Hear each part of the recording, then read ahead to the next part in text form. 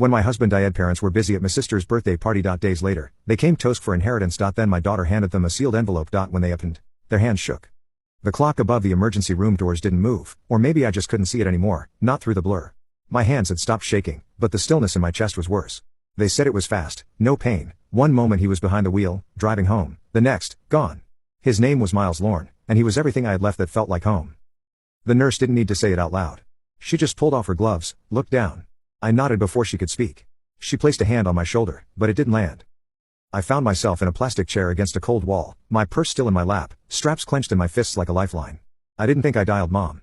My voice cracked. It's Miles. He didn't make it. He's gone.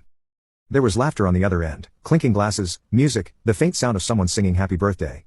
Then her voice, Vivian, my mother. Oh, honey, she said, half distracted, we're at Camille's dinner right now. Her big 35, remember? Everyone's here. We just brought out the cake. Can it wait until tomorrow? I opened my mouth, nothing came out. She added, try to get some rest, all right? We'll check in soon. And she hung up, not even a pause, not even a breath. That night, no one came, no knock at the door, no headlights in the driveway, no casserole dishes wrapped in foil. Just the quiet sound of our daughter Sophie breathing in the next room. She was 8, and I still hadn't figured out how to tell her. They didn't come the next morning, either. Not the day after. Not even when I stood at the funeral home, choosing between coffins and colors of velvet. I signed papers. I called insurance. I learned what words like release remains meant, alone. I thought maybe they didn't hear me right, maybe she didn't understand, maybe it hadn't sunk in yet. But it had. It just didn't matter enough. And I kept wondering, quietly in the parts of my mind that still hadn't frozen over, what kind of mother hears her child say he's gone and asks if it can wait?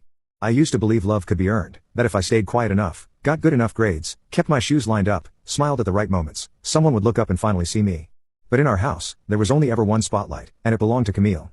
She was the kind of girl whose laughter could stop conversations, whose birthday parties had themes and photographers, who cried loudly and was held, demanded, and received. She wasn't mean, she just took up all the air in the room, and no one noticed who couldn't breathe. I was Harper, the older one by 2 years, the steady one, the polite one, the daughter who vacuumed before being asked, who didn't slam doors or raise her voice. My parents, Vivian and Paul Lorne, never said they loved her more. They didn't have to, it showed in the little things. Camille got her driver's license and a used convertible with a red bow on top. I got bus passes and instructions not to complain.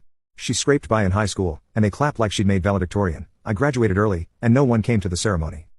When I met Miles, I was 24 and holding my breath in every room I entered.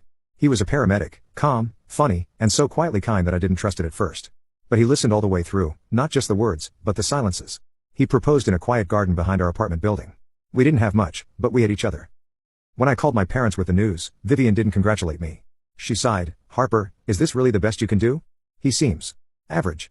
They didn't come to the wedding, said it was too rushed, too small to be done